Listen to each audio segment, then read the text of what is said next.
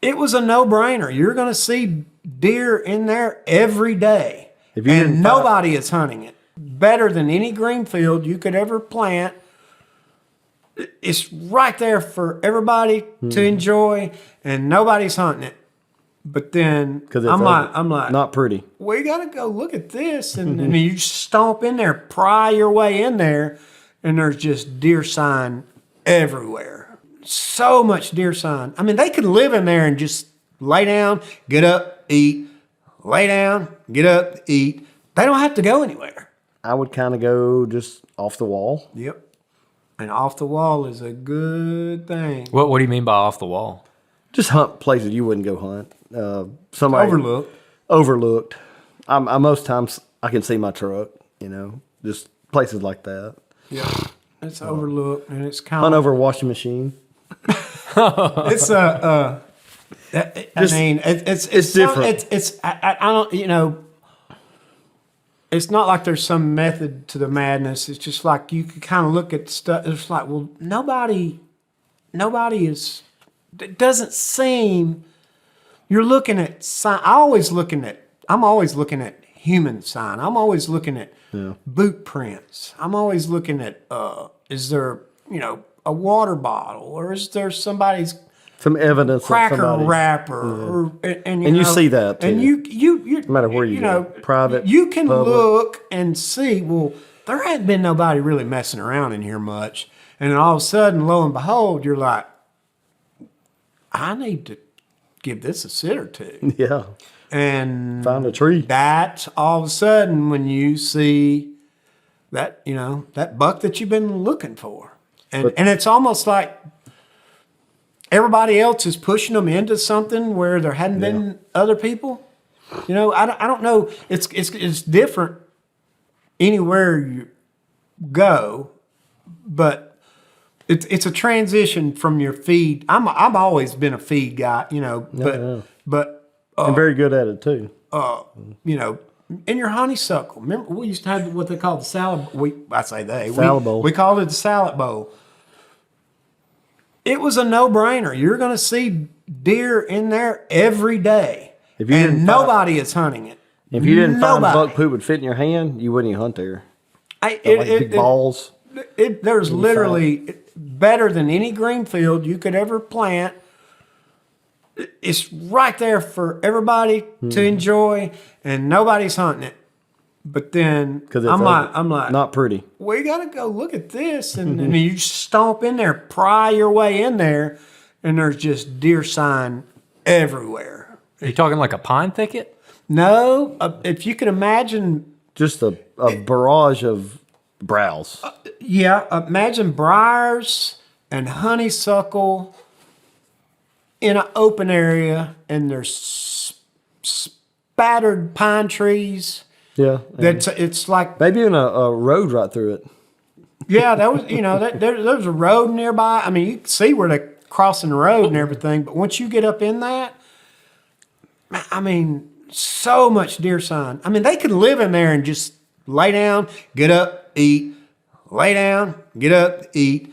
They don't have to go anywhere. They don't have to go anywhere at all. I took my father to this place. Yeah. And I had pictures of a pretty good 8-point and another 8-point that went with him. And it was smaller. It was almost kind of like what Scott said. Had one deer that was like this size, and this next one was like a horse compared to it. Just very mature deer. And we're on this hill and watching a salad bowl, and a vehicle came by. My dad's watching an 8-point. He laid down. Truck went on by. Deer stood up, started feeding again. And my dad harvested it. Well, the deer weighed 185. The other deer that was with him probably weighed 225. But he wasn't there that day. So, I mean, but the point is they get so much food from their browse in places that you would never think they're going to be. Anyway, a guy killed that deer the next year that was... Oh, yeah, that big... It was a split brow, 10-point. I missed him twice with a bow. He probably scored 146, maybe, something like that, a little higher. That was a good deer. Yep, and my father was sitting there that morning, The weekend I missed him is not a gun hunt. Next weekend was a gun hunt, and I put my father on this little open area, and I heard pow. I was like, oh, he got him. He got him. Well, another guy had got him, kind of slipped in between us, and wound up harvesting it. And I still got the guy's name, but it was a very nice deer. Perfect 10 point it's perfect 8 point with split brow tines, and the brow tines are probably 6 inches, maybe 4 or 5 inches. You got something like pictures of him around here somewhere. that. Yeah, I got pictures everywhere, but yeah. Well, y'all were talking about the whole idea of kind of overlooked spots, and I think so many people when they go to public, they try to drive all the way to a gate or a dead end. They go to the very end of it. Yeah, and they're like, "Oh yes, because Gotta that's go where I deep, get. gotta go That's where I deep, get the gotta go farthest deep. way." Yep. They don't think about or splitting the road is way back there or whatever. Something that they're dropping by constantly. You know, could be an awesome spot, like you're saying, not super far off the road. Well, that's true. I mean, you can go all the way to the end and find a great spot too, but it just depends on where you're at if the deer's there, and that's the whole point. Yeah, you don't can't need to hunt- walk past the deer to try to find the deer. Done that most of my Yeah. life. Each his own. You got to figure it out yourself. There's no But then magic. some, bullet. every once in a while, you got to take a different route. Try something different. A little off the wall, and that's kind of the way I hunt now. I'd rather be somewhere where it's just different. I'm not going to say there's not anybody doing it, but it's a spot where you think, well, no, you're not going to kill a deer here. You know, it's like 2 years ago, I killed a buck on the 14th and the 15th. I saw that first 14th, I shot the first buck, but I had to go to work after and I watched that. I clicked the safety off on him 3 times, and I'm like, I'm not going to shoot that deer. I'm not going to shoot that deer. And finally, the first time I saw him, he was about 250 yards. Yeah.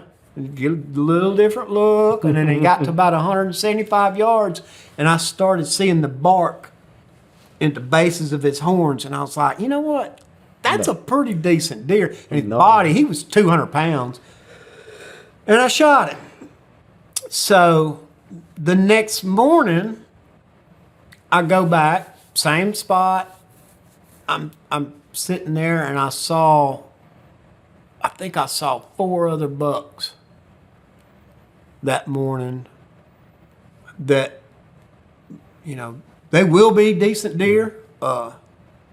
And then at like 9:30, I had one come off the hill behind me, and just long tines, and it was like, just one like to we shoot. talked about before. It's like, okay, game on. Long times get bucks killed. That's right. Long times is all I need to see. They just need to turn their head and let Yep. you know, is it really worth it? Yep. All right. So, Trotting and I across the shot, killed him. Well, the buck I shot the day before that I was unimpressed with, which was mature, 200 pounds, was older than the one I killed the next day. With a better rack. You just, you never know as far as aging deer and all that. That's the thing too. And how we hunt, you're not always going to be able to say, I don't know. You can't evaluate a deer in Alabama like you don't you get can a other chance to places. put your binoculars on. It's like when I killed the wizard. I minutes. saw him and I was like, that is a heavy horn 8-point. Get on him. And that's all I knew. And then, boom, he jumped and ran about 25 yards where I couldn't see him no more. And I went down there and saw blood, and then went to where he was at. And I was like, oh, my God. That's That's him. That's the wizard. It was one of those moments. It's just like, what a gift. What a gift. Because you don't, usually you shoot a buck and you're like, dadgum, I thought he was bigger than that, But that's one of those moments you're like, oh, boy. That's how we ended up getting to know you, Scott. Yeah, We were it was hunting that great. deer. It was great. We're like, who's this guy that killed the buck, man? Like, that's how we got hooked up. And there's a podcast on. I'll have to link it and everything.